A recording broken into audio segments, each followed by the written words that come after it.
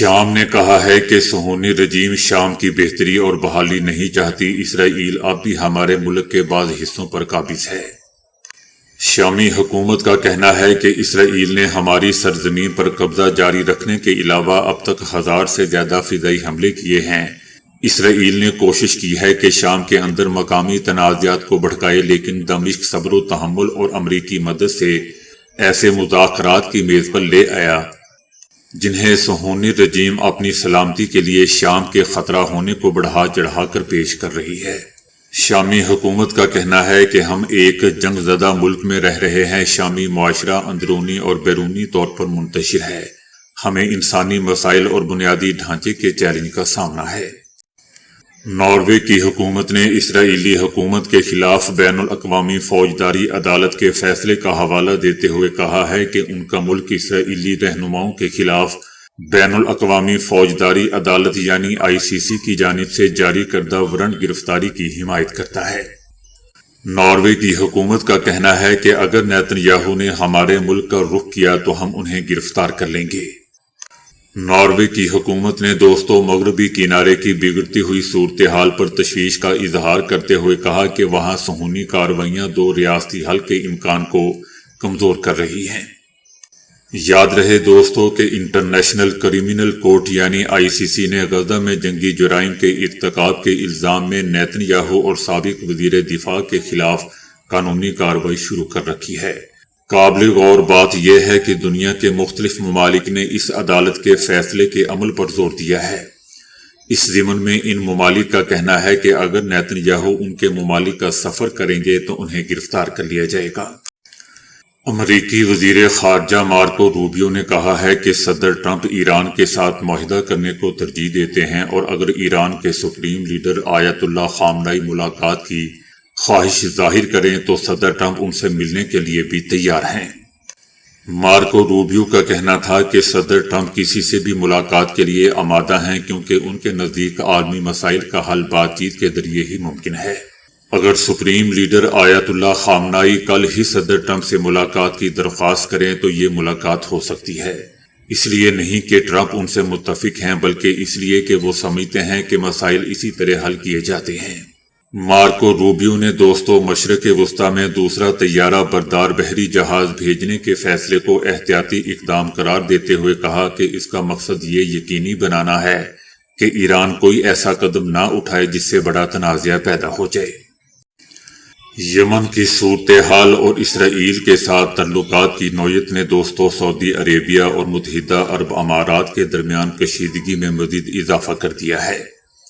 سعودی عربیہ اور متحدہ عرب امارات کے درمیان تناؤ میں مسلسل اضافہ ہو رہا ہے۔ اس کشیدگی کی بنیادی وجوہات میں یمن، اسرائیل کے ساتھ تعلقات اور خطے میں اثر و رسوخ کے دائرہ کار پر جاری علاقائی کشمکش شامل ہے۔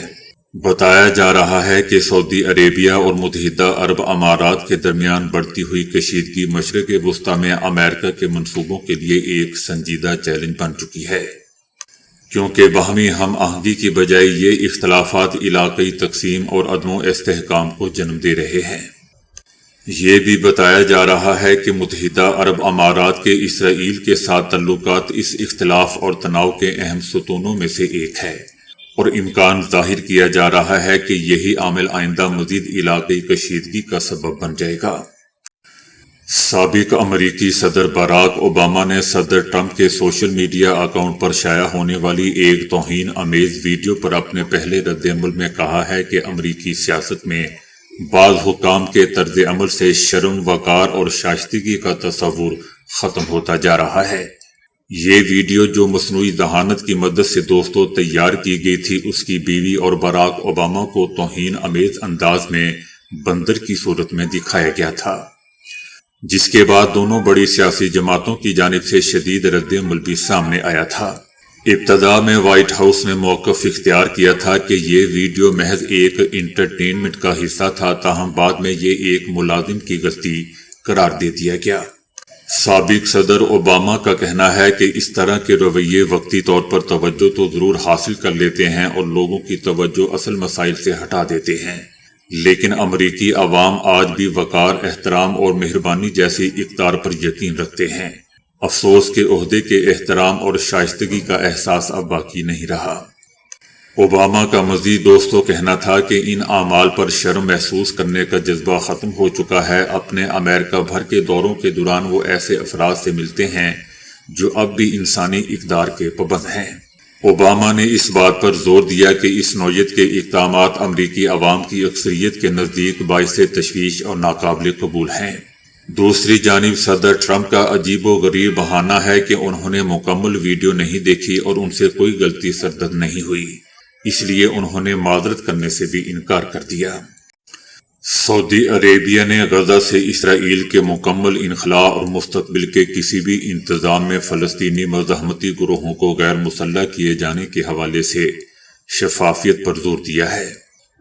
سعودی عرب کا کہنا ہے کہ غزہ کی تعمیر نو کی خاطر مالی وسائل کی منتقلی کے لیے اس بات کی ضرورت ہے کہ سب سے پہلے تنازع کے حقیقی خاتمے کا واضح ویژن موجود ہو۔ سعودی عرب نے دوستوں اعلان کیا ہے کہ سعودی عربیہ امریکی صدر ٹرمپ کی سربراہی میں بننے والی غزہ امن کونسل کی حمایت کرتا ہے۔ سعودی عربیہ کا یہ بھی کہنا ہے کہ غزہ کی پٹی سے اسرائیل کے انخلاء کے وقت حماس کی تخفیف، اسلحہ کی تاریخ اور جنگ کے مکمل خاتمے سے متعلق منصوبوں کی شقوں پر عمل درآمد کے حوالے سے مکمل شفافیت ہو۔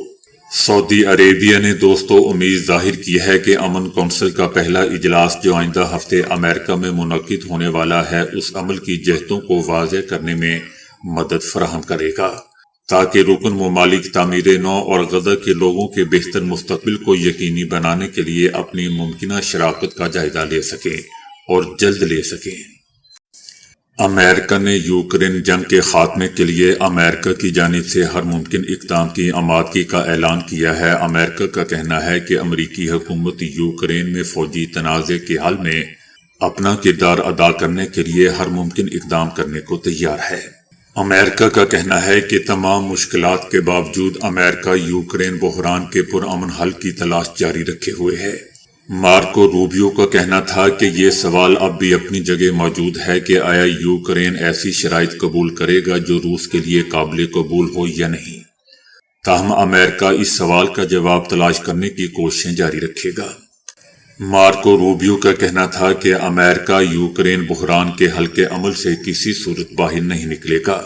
ان کا کہنا تھا کہ امریکہ واحد ملک ہے جو دونوں فریقوں کو مذاکرات کے ذریعے جنگ کے خاتمے کے امکان پر بات چیت کے لیے ایک میز پہ لانے میں کامیاب رہا، اور یہ ایک ایسی ذمہ داری ہے جس سے امریکہ دستبردار نہیں ہوگا۔ ان کا کہنا تھا کہ کئی سالوں بعد پہلی بار کم از کم تکنیکی سطح پر دونوں فریقوں کے فوجی حکام نے گزشتہ ہفتے ملاقاتیں کی اور نئی ملاقاتیں بھی ہوں گی۔ ان کا کہنا تھا کہ اگرچہ یوکرین سے متعلق باقی ماندہ اختلافی نکات کی فہرست مختصر ہو رہی ہے، لیکن ان میں سے بیشتر اب بھی پیچیدہ ہیں اور مزید محنت کے متقاضی ہیں۔